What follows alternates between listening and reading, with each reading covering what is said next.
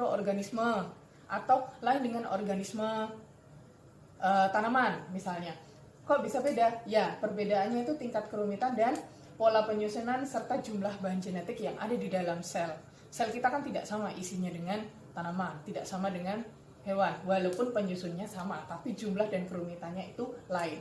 Sehingga kenapa kelebihan bahan genetik DNA ini bersifat universal, berlaku untuk semua makhluk hidup di muka bumi ini, sehingga kalau kita mau belajar tanaman, mau belajar dunia kedokteran, mau belajar kedokteran hewan, itu isinya sama.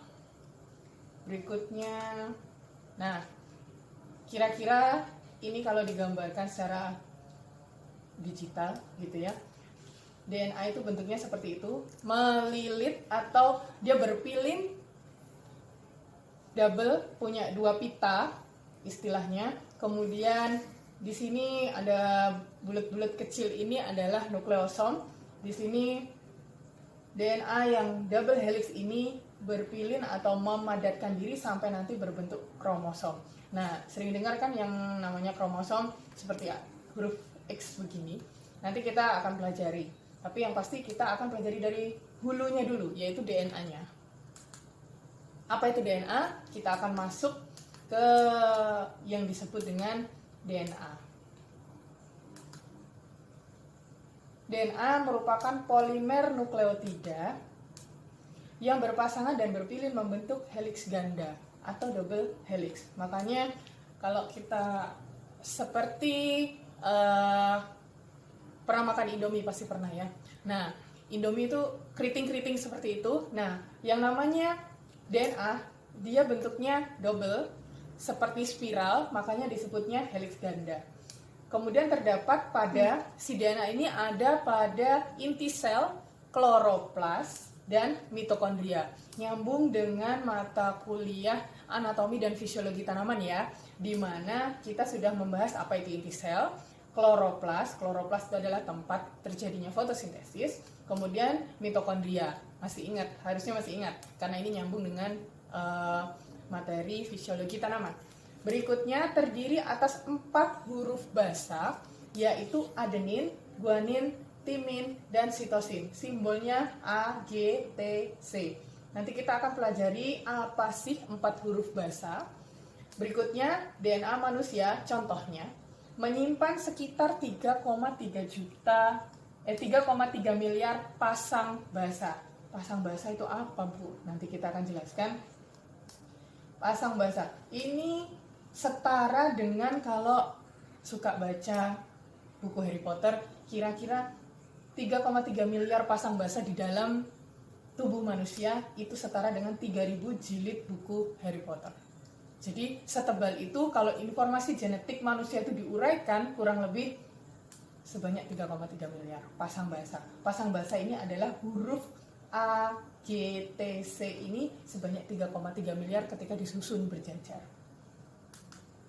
Berikutnya, nah ini pengertian dari si DNA tadi. DNA itu singkatan dari deoksiribosnucleic acid. Nah, kenapa kok dia dikasih nama deoksiribonucleic acid?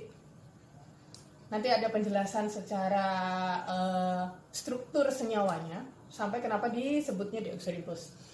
Di sini DNA merupakan runutan asam nukleat yang menyimpan informasi genetik unik dari suatu organisme.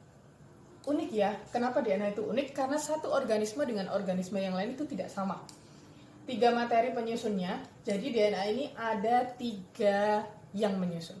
Yang pertama adalah terdiri dari basa nitrogen, gula pentosa yang disebut dengan deoksiribos, kemudian yang ketiga adalah fosfat, gugus fosfat. Jadi 3 materi ini adalah penyusun struktur dari DNA tersebut. Nah, apa yang terdapat di dalam masing-masing 3 penyusunnya?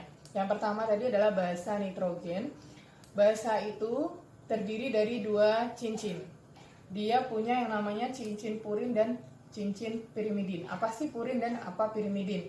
Purin itu terdiri dari, ingat yang tadi ada 4 huruf, yaitu adenin, lambangnya A, guanin lambangnya G. Kemudian cincin pirimidin ada timin, T lambangnya, sitosin C lambangnya. Jadi yang akan diutak-atik kompleksitasnya itu adalah 4 huruf saja, A, G, T, dan C. Ini saja yang membuat kita antar satu organisme dengan organisme yang lain itu berbeda. Luar biasa sekali ya, hanya 4 huruf membuat kita satu bumi ini tidak sama. Kemudian yaitu pentosa. Pentosa itu adalah molekul gula dengan 5 atom C. Penta. Makanya kalau ada pernah dengar pentagon, pentagon itu terdiri dari 5 sisi ya. Nah, di sini ada 5 atom C yang disebut deoksiribosa, di mana atom C nomor 2 berikatan dengan atom H. Nanti kita akan lihat seperti apa ikatan-ikatan antar senyawanya. Yang terakhir adalah gugus fosfat. Nah, berikutnya ini adalah basa nitrogen. Sebelum ke basa nitrogen, mari kita ke papan tulis ini. Di sini struktur materi penyusun genetik yaitu DNA. Yang tadi kembali lagi ya, ada 3. Yang pertama adalah fosfat, gula pentosa, dan basa. Kita breakdown satu persatu. DNA itu strukturnya seperti ini. Yang tadi dikatakan ada yang namanya basa nitrogen. Ya, basa nitrogen itu ini. Ini adalah basa nitrogen. Strukturnya seperti ini. Kemudian yang kedua adalah gula pentosa. Kenapa disebutnya pentosa?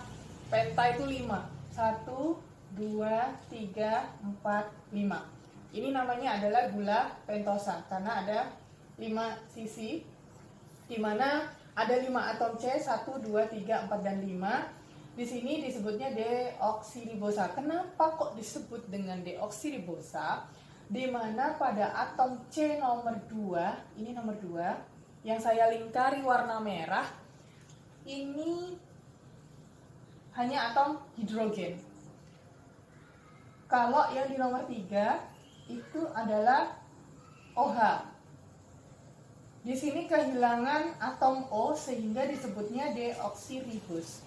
Kalau ada O-nya ditambahkan O menjadi OH, itu namanya ribos. Kenapa? Karena di sini kehilangan atom O, makanya saya lingkari merah ya. Hanya tinggal atom hidrogen saja sehingga disebutnya deoksiribosa.